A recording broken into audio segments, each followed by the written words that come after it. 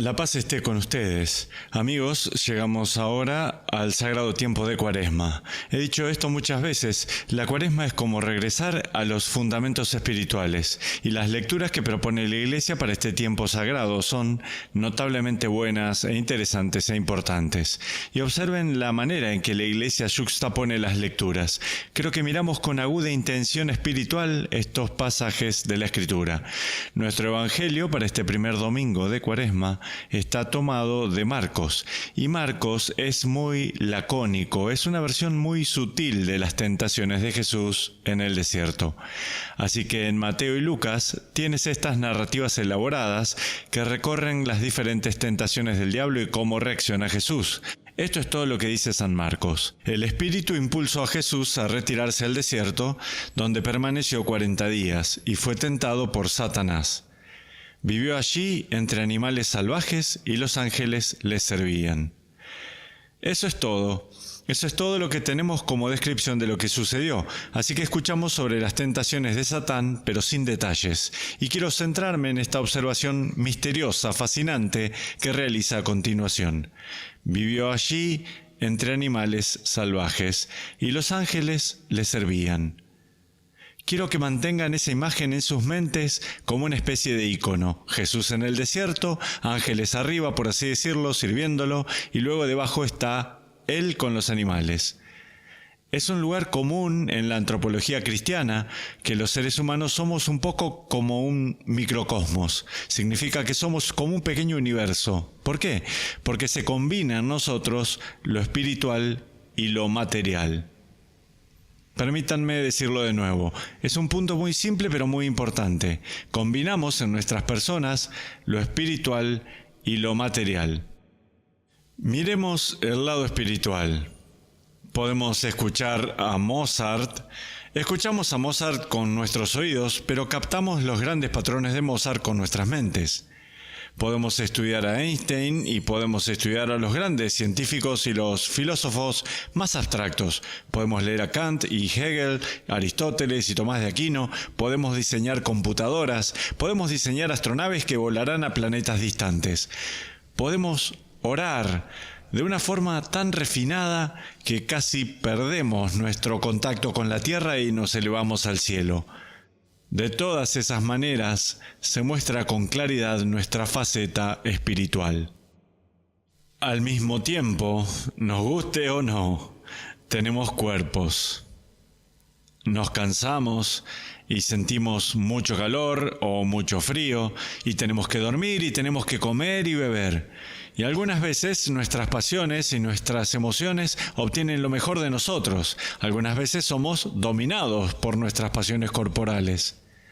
Somos a la vez espíritu y materia, alma y cuerpo a la vez.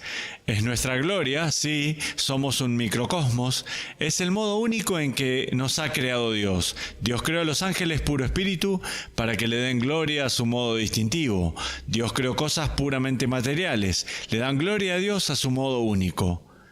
Y nos creó a nosotros híbridos de cuerpo y alma.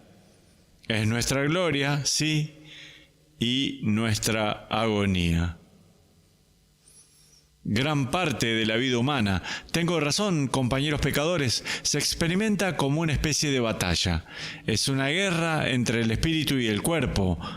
El espíritu luchando contra el cuerpo luchando contra el espíritu. Una de las consecuencias del pecado es que ambos se han vuelto como dislocados entre sí. Regresen a Pablo a los Romanos, capítulo 7. Encuentran esas líneas maravillosas, pero problemáticas, ¿cierto? El bien que quisiera hacer, bueno, eso no es lo que hago. El mal que quisiera evitar, eso es lo que termino haciendo. Y luego dice, ¿quién me librará de este cuerpo mortal? Es que está testimoniando cómo experimenta en su interior la lucha entre cuerpo y alma. De acuerdo, repasemos la historia de la filosofía y la religión y la espiritualidad. ¿Qué encontramos? Encontramos muchos intentos de abordar este problema. Ahora, uno muy popular de esos intentos, ya que estamos, desde el tiempo antiguo hasta la actualidad, es una especie de imperialismo del alma. Un imperialismo del espíritu.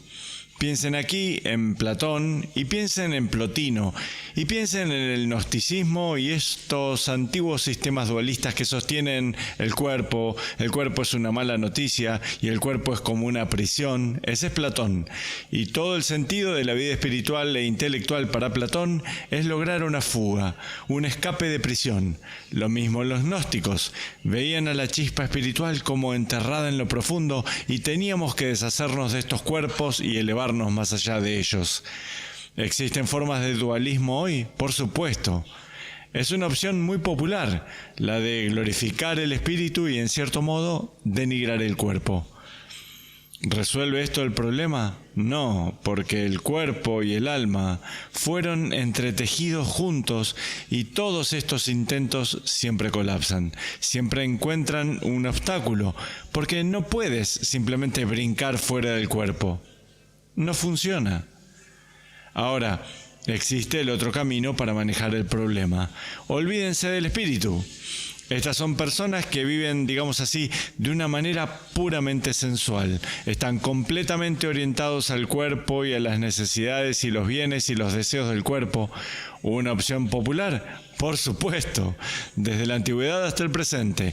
Piensen incluso hoy la filosofía de un playboy o un abordaje puramente materialista de la vida. Es solo satisfacer los deseos del cuerpo, lo que sea que el espíritu signifique. Bueno, eso es cierta clase de abstracción. Lo que en verdad interesa son las necesidades y bienes del cuerpo. ¿Eso va a funcionar? No, porque te guste o no, somos un híbrido de cuerpo y alma. Y si solo intentas ignorar las necesidades espirituales, se rebelarán contra ti. Lo que es interesante, cuando viajas a Roma, ingresas a la Capilla Sixtina y miras esas grandes pinturas de Miguel Ángel, preciosas, hermosas, por supuesto, pero lo que se nota son los personajes. Tienen algo turbulento y tienen cierta tensión. Toda la musculatura que muestra Miguel Ángel no es solo para demostrar su habilidad, es para mostrar el batallar de estos personajes. ¿Qué es eso?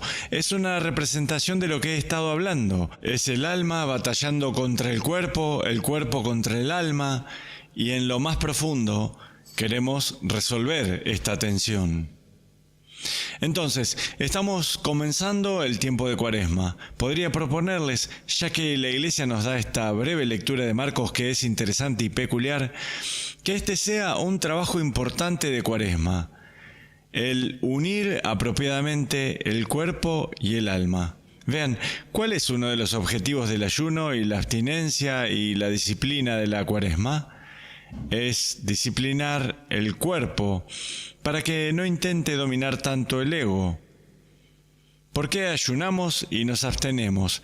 Bueno, algunas veces nuestro deseo de alimento y de bebida y de sexo y de placer se convierten en muy dominantes y el espíritu se opone a eso. El espíritu necesita disciplinar el cuerpo en cierto grado. Ahora, para ser justos, ¿funciona al revés? Sí.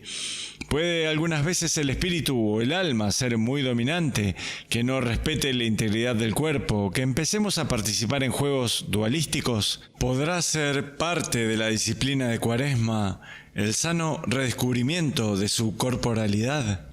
Recuerdo cuando unos años atrás estaba en el seminario, y es una tentación de los seminaristas, mientras te introduces tanto en la vida espiritual y tanto en estas cosas muy exclusivas, puedes casi olvidarte de que tienes un cuerpo. Recuerdo estarles diciendo a los seminaristas, recuerden de hacer ejercicios, recuerden comer bien. En esencia, presten atención a su cuerpo, no lo traten como si fuera algo de bajo nivel. Es la integración del cuerpo y del alma lo que deseamos. Bueno, miren de nuevo esta imagen con la que comenzamos. Jesús en el desierto, los ángeles sirviéndolo, y él estaba con animales. ¿Qué ven ahora? En su misma persona encontramos una reconciliación del cielo y de la tierra. Encontramos la reunión de lo espiritual y lo material. Qué importante es que decimos, la palabra se hizo carne. ¿Ven qué hermoso se expresa eso? La palabra.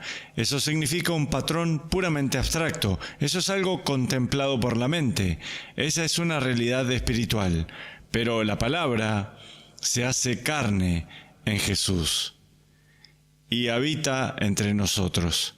¿Ven a Jesús en su propia persona como si estuviera tejiendo un universo que se ha desmoronado a causa del pecado?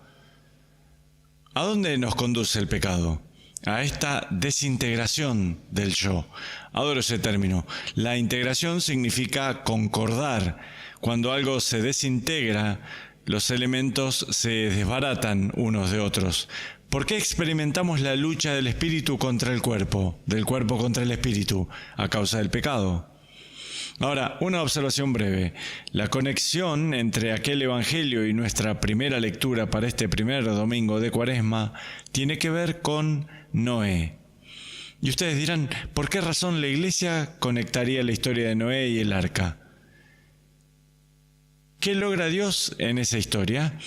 El pecado ya ha perpetrado su destrucción, ¿cierto? Aparece entonces el tohu wabohu. Regresa el caos primitivo. Ese es el gran diluvio de Noé. Esa es la destrucción de la vida. Eso es lo que hace el pecado. ¿Pero qué hace Dios? Dios rescata a sus criaturas humanas. Sí, tal cual. Noé y su familia. Y todos los animales. Este remanente de la buena creación de Dios es salvado también en el arca. Dios no juega un juego platónico en la Biblia. Me refiero a que el objetivo no es deshagámonos de la materia todo cuanto podamos y desplacémonos a un cielo puramente espiritual. No sucede así. De hecho, ¿acaso no decimos en el credo que esperamos por la resurrección de la carne y la vida eterna? No decimos que esperamos el escape del alma del cuerpo. No. Queremos la resurrección del cuerpo, que se salve la persona entera. Piensen ahora en el arca de Noé como una especie de imagen o ícono de aquello.